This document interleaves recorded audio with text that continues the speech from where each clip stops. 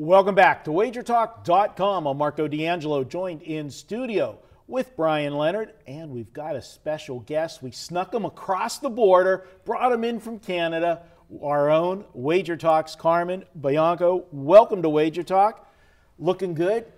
I'm not going to tell our viewers the picture that I got today of you prepping for today's videos, but you definitely look good, buddy. There's nothing like a proper Italian shave, you know, in a chair with a straight razor. So, but thanks for having me. No, it's great to be here with you guys. It wasn't one of our clients, was it? No. Yeah, I love my clients, but I'm not going to take a razor to me. Straight razor? No, well, I'm winning now. You're winning, so you'll be okay. Yeah, I'm all right now. All right, we're going to talk Stanley Cup preview for the finals. And full disclosure, we're taping on Wednesday, May 23rd. We know half of the battle. It's going to be the Vegas Golden Knights. But we don't know. Game 7's being played tonight, guys. Tampa Bay and Washington. We're going to talk about both ways. If it's Tampa in there against the Golden Knights, and if it's Washington. If it is Tampa, Tampa will have home ice, and they're going to be probably around a minus 140. If it's the Vegas Golden Knights facing Washington, the Golden Knights get home ice, and they're going to probably be around a $1.35 favorite. Two different teams, two different styles. Washington's got to overcome their demons of getting, past another round. They finally got past the Penguins, and I'll start with you, Carmine. If they get past Tampa tonight, they're in the Stanley Cup Finals. They're going to be happy, but boy, they're going to be looking at one of their other demons at the other end of the ice, standing in goal, Marc-Andre Fleury, and they're very familiar with him, and they haven't had good success against him. They are. Fleury, he's absolutely stood on his head during this whole playoff season, I guess. But it's unbelievable. If Washington were to get by Tampa tonight, I would still. I'm with you, Vegas guys, on this. They exercise their demons against Pittsburgh. If they, even if they fail to win tonight, you can't put anything on Ovechkin. He's had a great playoff every series. He's been there, so we can't put it on him. But he's been the goat. They put the goat on him the last few, and not the good goat, greatest of all time. They put the choking in the playoffs. Definitely, but what is happening here in Vegas and coming in? I came in last night, and the people I'm talking to is just. I'm seeing it from north of the border, and I live in a city where we have probably the. I'm not a Leaf fan, but every year, 3-4 games into the season, they're Stanley Cup bound. Mm-hmm. It's just Toronto, mm-hmm. And it's 51 years now. And here in Vegas, in their first season, and we had I think I mentioned to you guys earlier, we had a sports writer in Toronto literally say that the Vegas roster is one of the worst he's ever seen. And this was at the beginning of the season. At the beginning of the season, and they were in for the longest season and worst season ever in the NHL. And here we are. They're in the Cup. So. Well, as we talked about in the green room, every sportsbook manager in town, every person taking the bets, the only people that are getting these 200 to 500 to ones are people looking for souvenirs. As you mentioned, in the green room, the season points was bet down by 3. I spoke to some local bookmakers, and they said this team's going to be terrible. So for now, for people to be hating on us, thinking that we got such a great deal in the draft, no, that's not it. This is just a great job.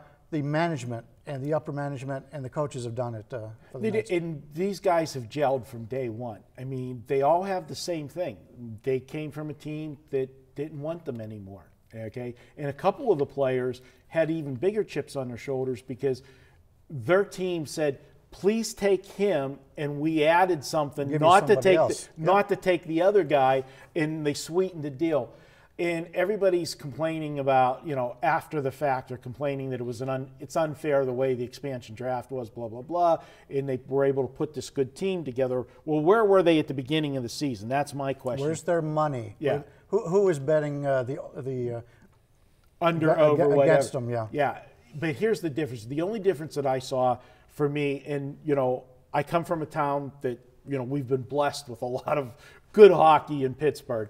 And the fact that in any expansion draft, I don't remember ever a goalie of Fleury's caliber being available in an expansion draft. And to me, that's what I thought would make them somewhat competitive. They're not going to get blown out. They were talking about they're going to lose games by 4 and 5 goals. They're not going to do that with Fleury. I didn't think that they would win all these games, obviously, but I thought he would keep them in the games. And Fleury has not only played well, he has played as good as I've ever seen him in his career. And this is a guy that was on 3 Stanley Cup teams. So going against Tampa Bay, they're going to be an underdog. They're 140. Tampa has the home ice. I do think that line should be a little bit higher, just from a standpoint of handicapping. But because of the liability that we talked about with the books, I think they're going to shade the number on Tampa Bay a little bit, trying to get some Tampa Bay money from the Sharps to help them offset the novices that have all those tickets that they do add up at 300, 400, and 500 to 1. Do you agree with that, Bryan? Yeah, that's going to happen. And are we going to discuss the teams right now? Yeah. Well, let's just say if Washington wins here, you said Vegas would be about a 135 favorite. I like it. When you take a look at Vegas, they're the only team that's been able to win at home. They're 6-1 straight up at home. The only loss was the game that I left because I thought it was over. which is the best. Okay, we're going to go a little long on this video, but this is so funny. That game, they had it overtime. The Knights scored. Everybody's going crazy. Thought we won. And I can tell you, because I've been to concerts with Bryan. I've been to sporting events with Bryan. He wants to get out the door and beat the crowd, And I don't know if you've seen Bryan. He's not beating a lot of people in a foot race. I have to get out early just to okay, they get the head start. He leaves the building, him and his wife, and they review the goal and they overturn it for the guy pushing with his stick, blah, blah, blah. He's outside, sees the big screen that they have in the park area, and they're still playing. And he goes, what's going on? I'm assuming you can't get back in. I can't get back in. And well, as we're walking out, the wife said, "Let's get out of here because there's those." That was when they play the Sharks, right? Yeah. She goes. There's all these Shark fans arguing, which is right there. There's going to be a fight, and so I get outside, and the game is still on. And it turned out the Shark fans did the exact same thing. They went outside, thought they'd lost, and they wouldn't let them back in. And so actually, I have not witnessed one of their losses in the playoffs. So actually, to me, they're 6-0. But to have that letdown right before the overtime, or the second overtime, I believe it was, and then to lose early the next overtime, that was a little bit different. But they've got a team that's great at home. They're the best team at home. But on the flip side, if they play Washington, Washington's been the best road team in these playoffs. Everybody's played well on the road. It's uncharacteristic. Hockey is, I guess, different. In the Game 7s, you would think Tampa Bay has that monster edge tonight, but it's not the edge that you have in basketball for Game 7s, baseball for Game 7s. Hockey has the least home ice advantage. 50-50, basically. And they're always going to be a favorite, the home team in Game 7. Mm-hmm. So that 50-50 is even much worse than it is. If it's Washington, I think it's going to be a higher scoring series. I think the Knights are going to be able to, with their open offense, they're going to be able to score some goals. And Washington's a very talented team. They're going against a hot goalie right now in Tampa, too. He's played very, very well.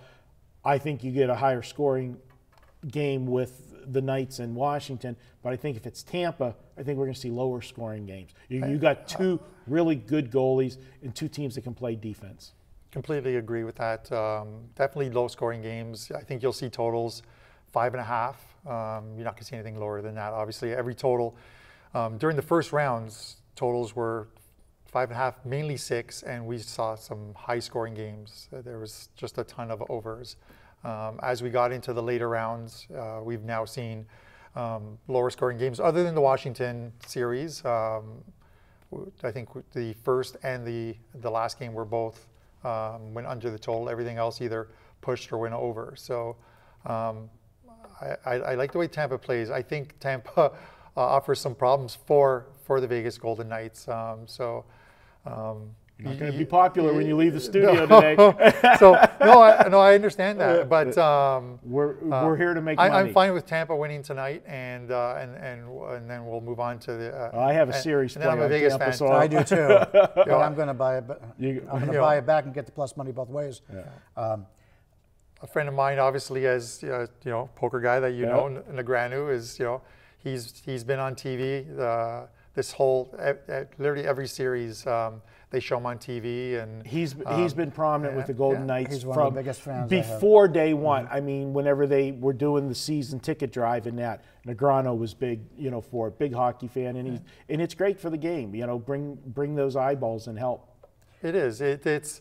I think, and I'm not saying Canadians as a whole, but people think, okay, a franchise in Vegas is not going to work because people think of Vegas as a tourist spot. They don't understand that there are transplanted Canadians here, people from hockey states across the U.S. that now live here. Having a hockey team here, well, you guys see it firsthand. You can't get a ticket now. It's even unless at public events. Season tickets. My friendships at this point are really low on that priority list when it comes to money. But in getting back to these series this year, I'm looking at the Corsica numbers here, and they have them all basically very, very close. These are all, it could go any way. Obviously, the lines you mentioned could tell you that. But Washington's defense is not as good as the others. I think that gives the Knights a really good advantage if they play Washington. Obviously, I think they're the lesser of the two teams that are playing now. But if they play Washington, I think we're getting the cup. If we're playing Tampa Bay, I think it goes down to a Game 7. All right. I agree with them. I think the thing with Washington against Columbus, against Pittsburgh, they weren't challenged physically. They're being challenged physically by Tampa, and this is why this series is going 7. If they somehow were to get by Tampa, they're going to run into a whole new level of physical play against the Golden Knights. The Golden Knights, I watched them do it against the Sharks. They're just playing as a team. They've shown that they can play both ways because during the season they weren't a physical team, and that's one of the reason they went out and got Ryan Reeves. They weren't a physical team at all. It was speed, speed, speed, and then the best goaltender in hockey right now with Fleury, and that's what they did. And then we were worried when they went to the San Jose series because that's the Kings were that, but the Kings didn't have any real offensive. Right. San Jose was a good team, and they absolutely dominated San Jose. But that's what speed does. The speed does is when you don't give, when you dump and chase, and you don't give a guy a chance to, the defenseman a chance to bring the puck out to get a play going. It almost reminds me of back in, in the early 80s or 90s when, New Jersey came out with the neutral zone trap. They weren't a physical team, but they were on you. They stopped you.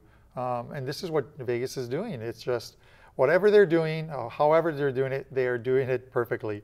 They're in the cup in their first year. Let's bring it home. If it's Washington, I think we're all in agreement.